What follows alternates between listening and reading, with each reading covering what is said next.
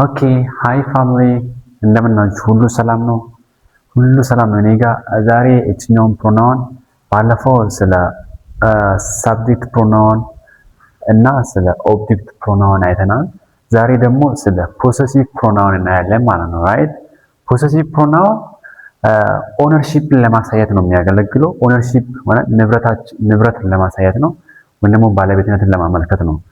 ሶ ይሄኛውን ስናየው ፖሰሲቭ ፕሮናውን ማይን ማለት የኔ ማለት ነው።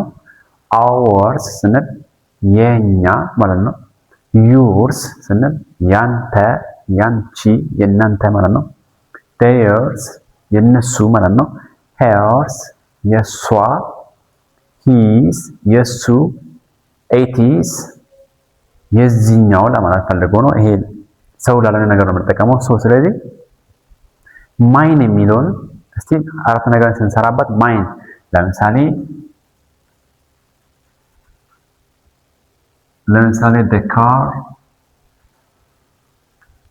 is mine the car is mine መኪናው የኔ ነው እያልኩ ነው። መኪናው የኔ ነው the car is mine። ይሄን ተጠቅመን በዚህ the car is ours the car is ours መኪናው የኛ ነው። the car is yours መኪና ያንተ ነው፣ ያንቺ ነው፣ የናንተ ነው። the car is yours the car is theirs መኪናው የነሱ ነው።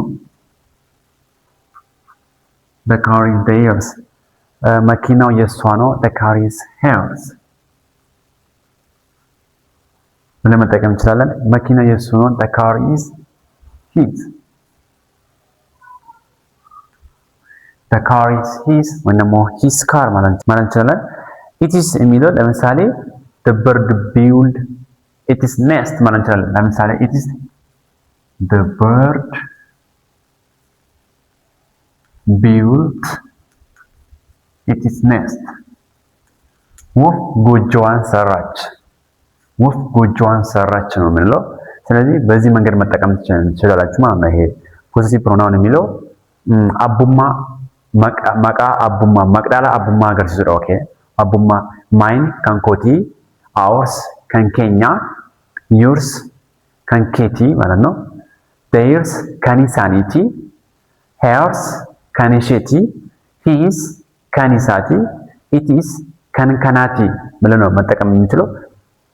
ቀጣይ ደግሞ ይሄኛውን እናያለን ማለት ነው። ኦኬ ፖሰሲቭ አድጀክቲቭ የሚለው ተመሳሳይ ናቸው። ንብረት ለማመልከት ነው የሚያገለግሉት። ሁለቱም ንብረት ለማመልከት ነው የሚያገለግሉት። ፎር ኤግዛምፕል the car is